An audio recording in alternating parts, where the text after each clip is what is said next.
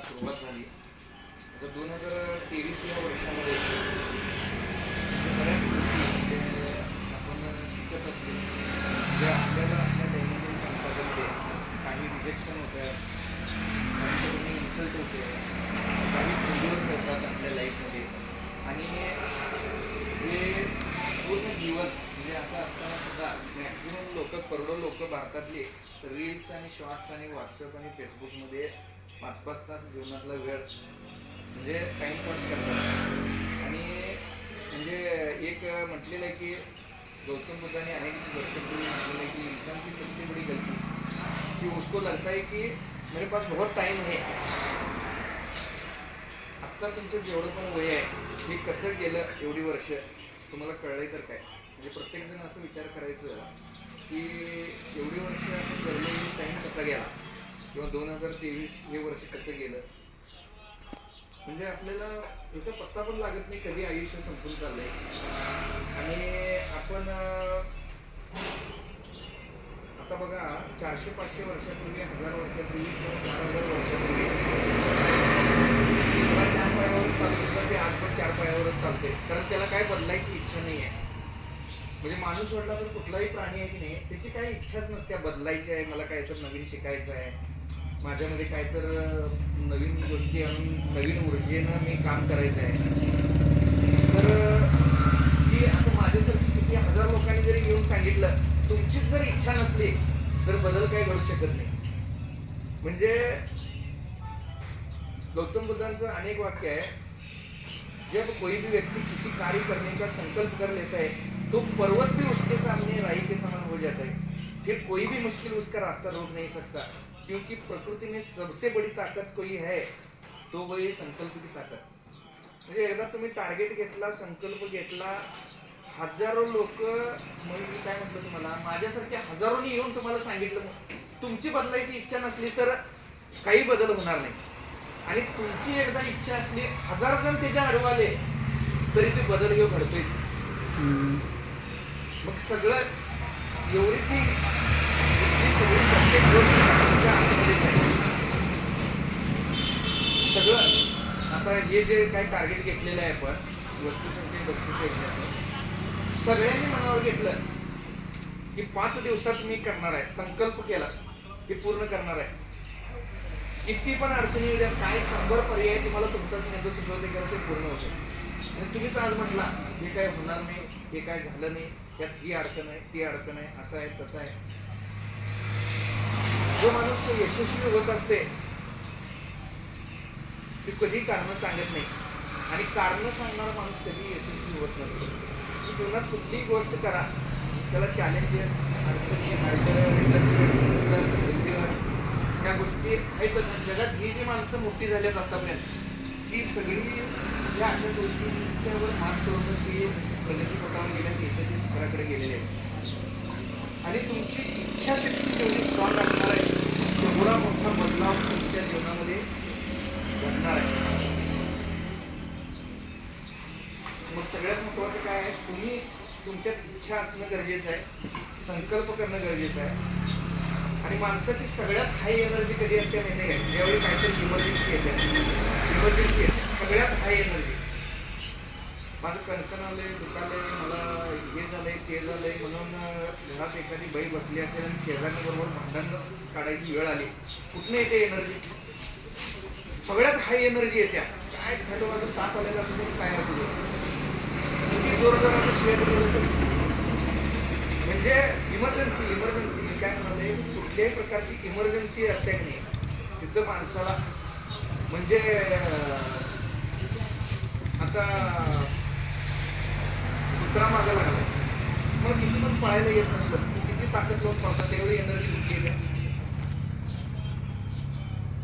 कुठली समजा वाघ समोर आलाय, मग त्याला आपण असं म्हणतोय काय म्हणजे एनर्जी कशी येते, लगेच येते, ते किती भारी वाघ आहे, त्याचं पट्ट किती भारी आहे, असं मेंदू तुमचा विचार करत बसते काय? तुम्हाला पळायला येत नसलं तरी पण किती एनर्जी येते हाय लेवलची.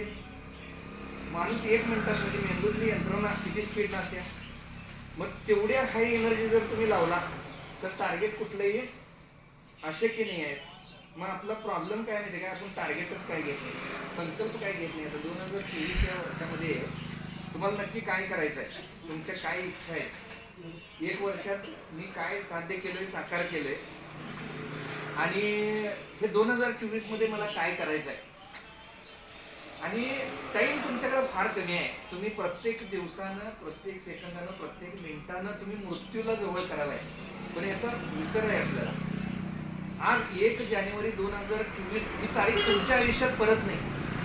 मग तुम्ही किरकोळ छोट्या छोट्या गोष्टी, छोट्या छोट्या गोष्टीत रुसवे, फुगवे, मान, इगो प्रत्येकाचा, ह्याच्यात नाही आपण दिवस असं वाया घालवते.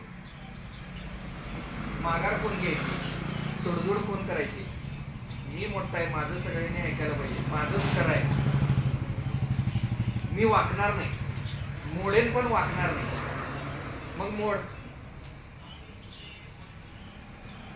निसर्ग कसा असतो माहिती काय, बघ निसर्गातली जी ऊर्जा शक्ती आहे, प्रचंड ऊर्जा शक्ती जी निसर्गात आहे, ती तुमच्या आमच्या सर्वांमध्ये आहे. आणि प्रचंड मोठी ताकद. तुम्ही जर कुठल्या गोष्टीचा विचार करू शकता तर ती गोष्ट पूर्ण पण करू शकता. आणि निसर्गाला किंवा ब्रह्मांडाला 1 रुपये मिळवायला, 1000 रुपये मिळवायला, 1,00,000 रुपये मिळवायला, 1 कोटी मिळवायला त्याला काही वेळ आणि टाइम लागत नाही. टाइम असते ते आपल्या मनातच असते.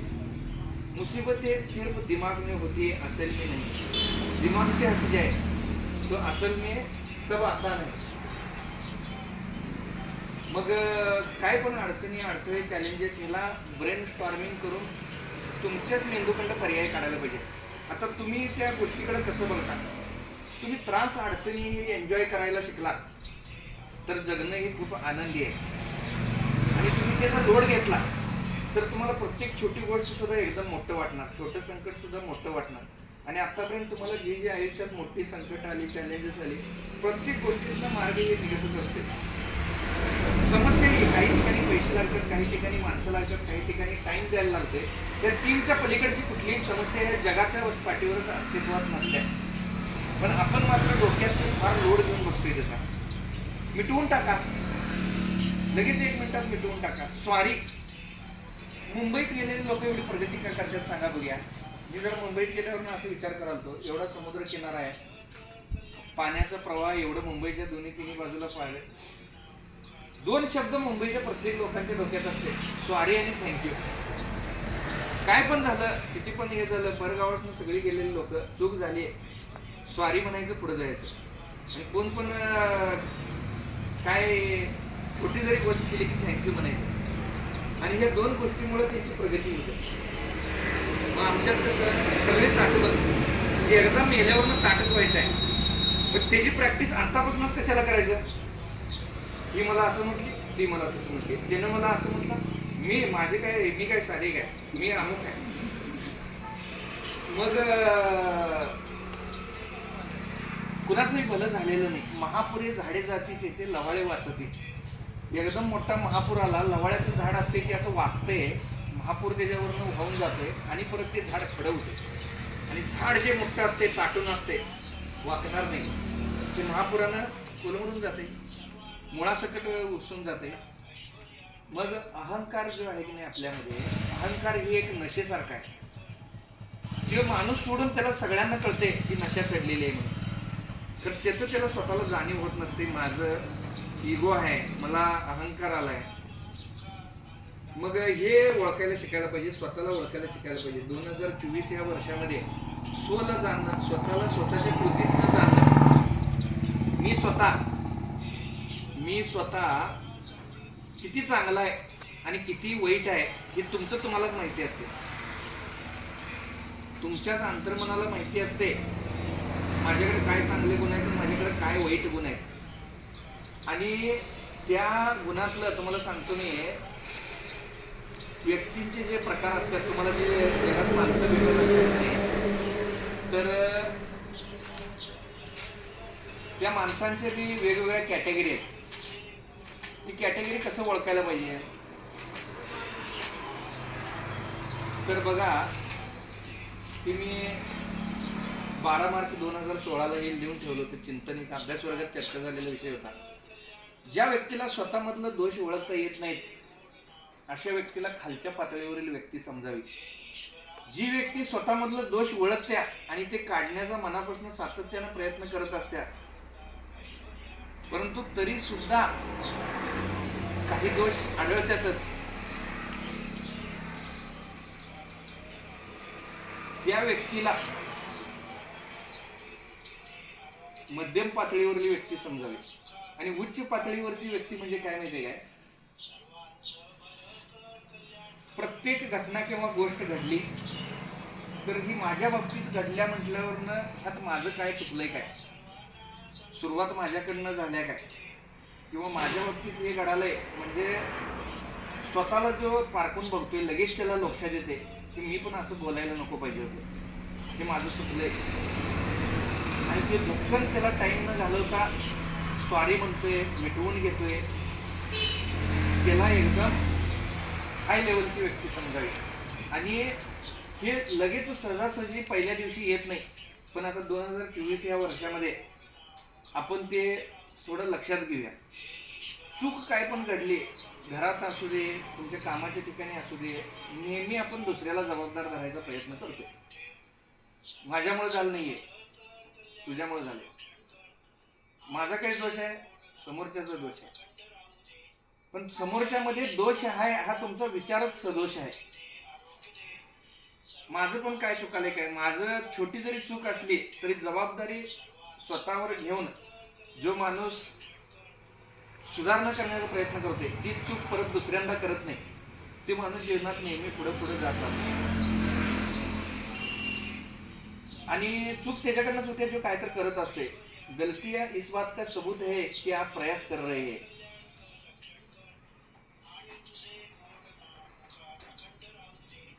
आणि ही जीवन आहे की नाही, मी म्हटलो तसं इथनं पुढे एक 50 वर्ष जगणार असला तर तुमच्याकडे फक्त 22,000 दिवस आहेत.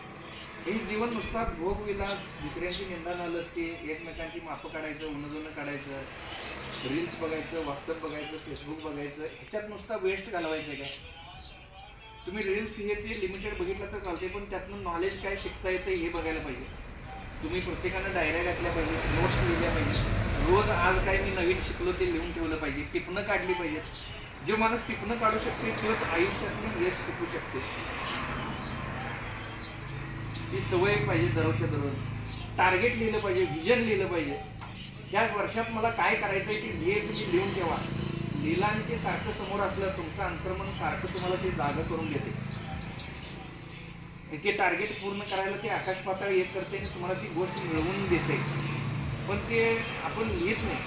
95% लोक ही ध्येयाचा विचारच करत नाही, मला काय जीवनात नक्की पाहिजे आहे. आणि तुम्हाला सकाळी लवकर उठू वाटत नसेल तर तुमच्यासमोर काही ध्येय नाही असं समजायचं.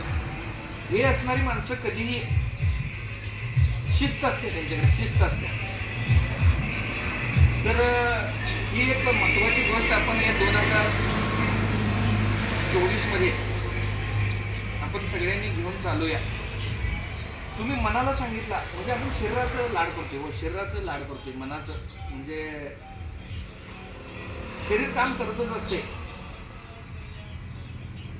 पण आता समजा मी योगा क्लासला 12ला झोपलोय, सकाळी 5:30ला गजर झाल्या प्रार्थनेचाच गजर होते. मी उठलो म्हणजे एखाद्या वेळेस 1-2 वाजलेलं असलं तर झटकन उठलं तर काय शरीर तयारच असते, पण लगेच मन विचार करते. मी एक बहिरला माणूस आणि एक आतला माणूस असते आपल्याकडे, अंतर्मन बहिर्मन. ते काय म्हणते 2ला झोपलाय, झोप आता 2 काय करतोस योगाला, आता झोप. 2 मन असतातच आपल्याला, 2 माणसं म्हणे, एक बहिरचा माणूस एक आतला माणूस. एसटीत बसलाय तुम्ही, एक म्हातारी येऊन उभारल्या, तुम्ही सीटवर बसलाय. बहिरला माणूस काय म्हणतोय, म्हातारी झाल्या हिला जागा द्यायला पाहिजे. लगेच आतला माणूस काय म्हणतोय, मी एकटाच कशाला देऊ, 4-5 जण आहेत, कोणतरी दिन बसून नाही. हॉटेलमध्ये नाश्ता करायला कोणतरी एक भिकारी आलाय, ती मागायला लागलाय. बाहेरचा माणूस म्हणतोय तुम्हाला याला जरा काय तर द्यायला पाहिजे. लगेच आतला माणूस काय म्हणतोय, मी एकटाच कशाला देऊ, 10-12 जण आहेत, दुसरा मी त्याच्याकडे बिन बघताच खातो.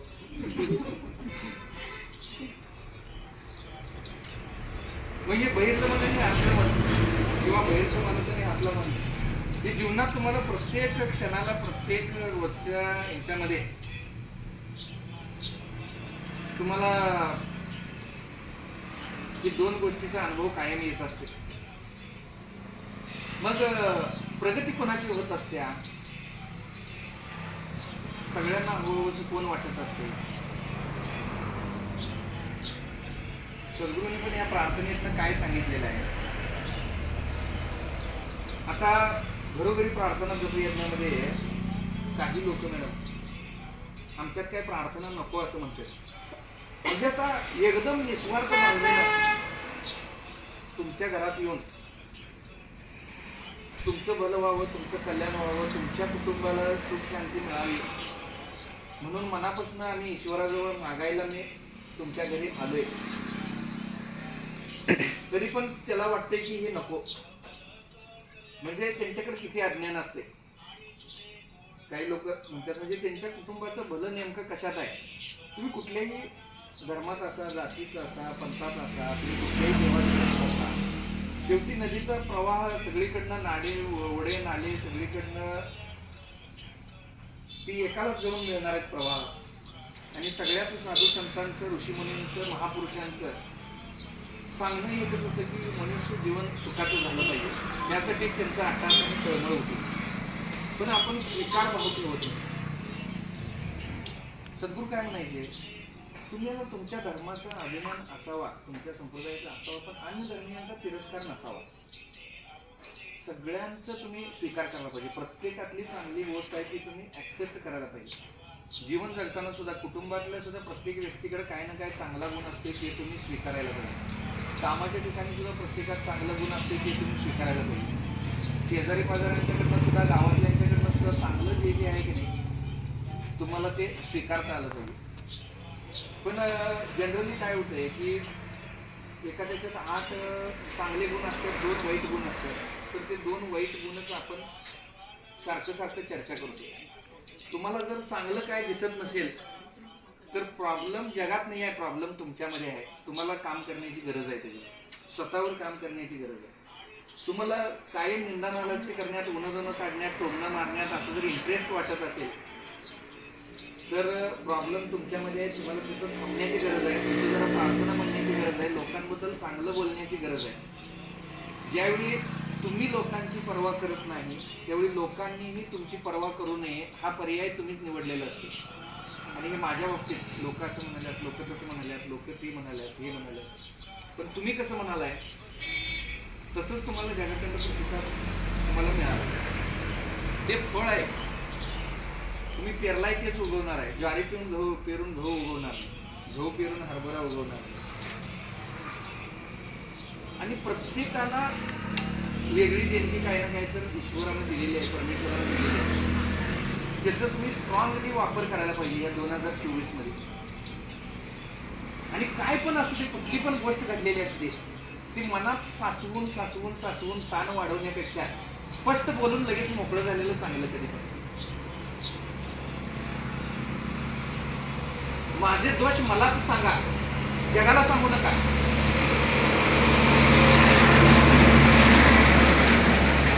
कारण सुधारायचं मला आहे, जगाला नाही.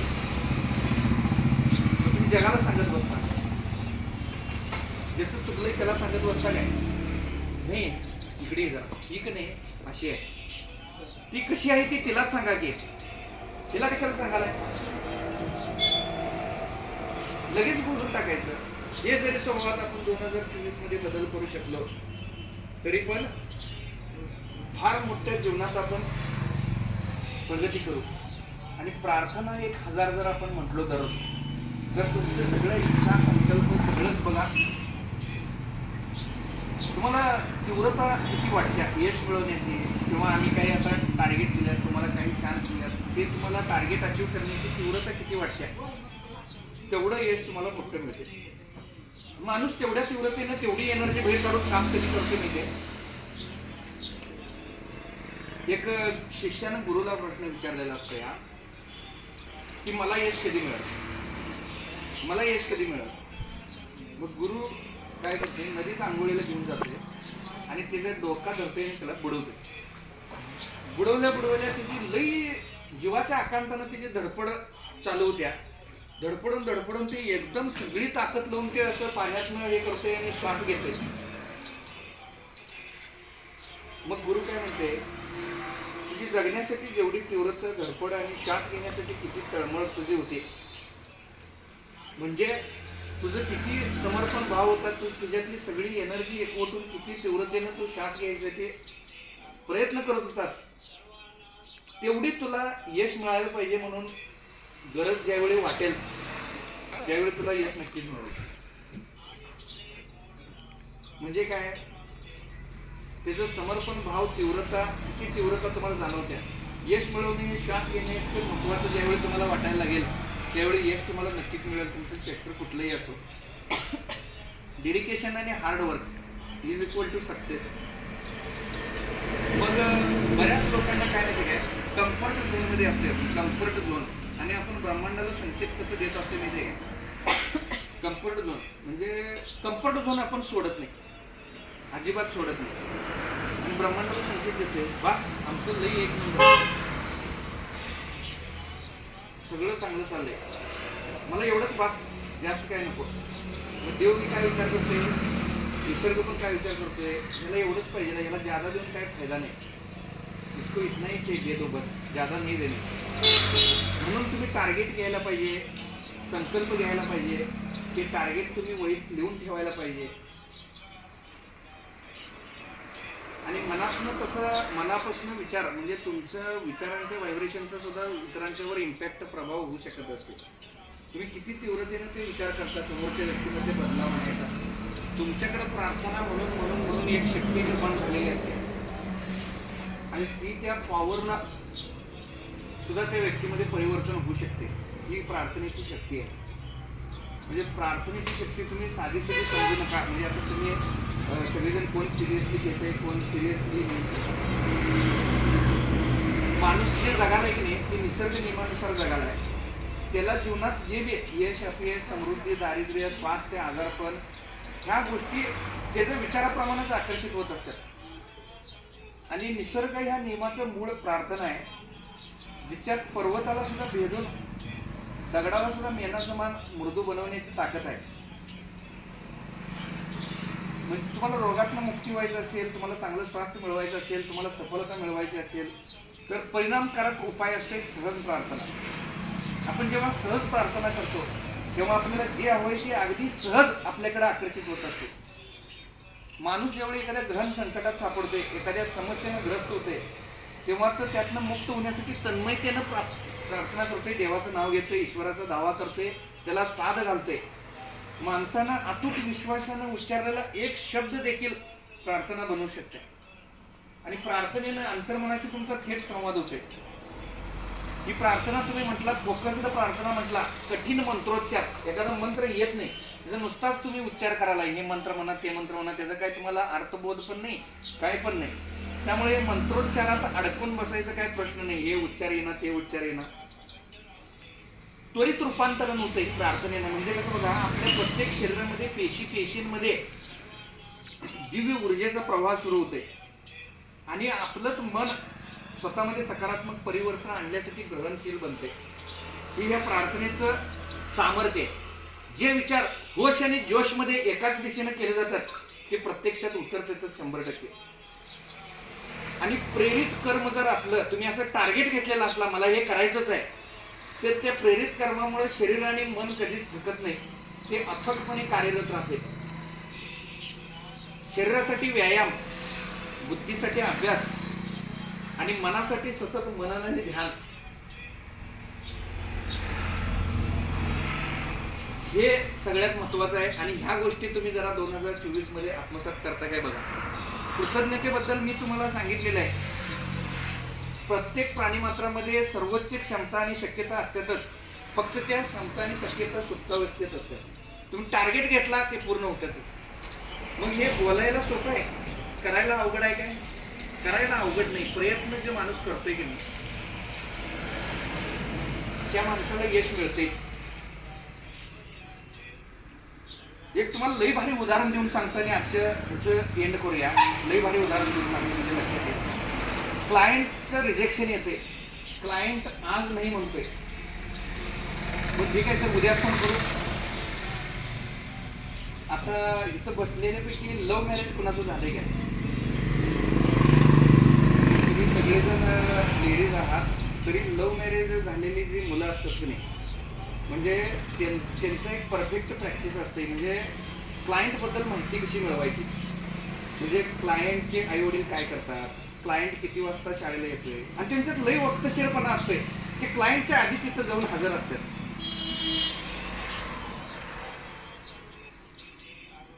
क्लायंट फक्त नाही म्हणतोय, तो कधीच नाही असं म्हणतोय काय? मग तुम्हाला फॉलोअप घ्यायला पाहिजे. जे पॉझिटिव्ह ग्राहक आहे त्याचा फॉलोअप घ्यायला पाहिजे. कधीपर्यंत? दोघांपैकी एक जण जिवंत आहे तोपर्यंत.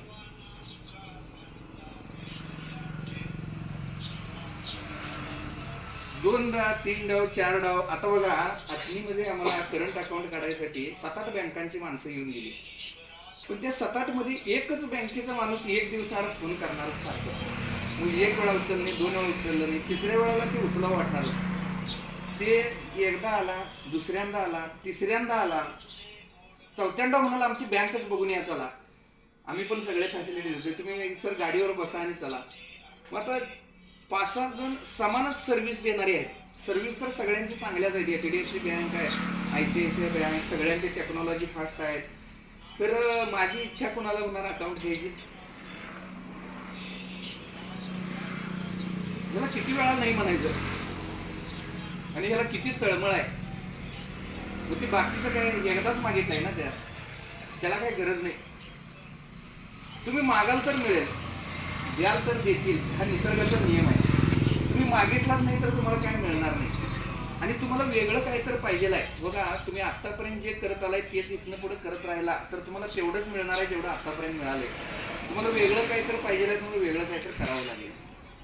आणि काय हो म्हणजे कसं आहे माहिती काय, गप्पा टप्पा करण्यात, निवांत बसण्यात, झोपून राहण्यात, मेंदूला नेहमी कसं निवांत राहायला आवडतं. म्हणजे काम करण्यात पण एक मजा असते. माणूस तल्लीन होऊन काम करतोय बघा, त्यात आनंद असतोय की नाही? कामात आनंद आहे की नाही सांगा बघा.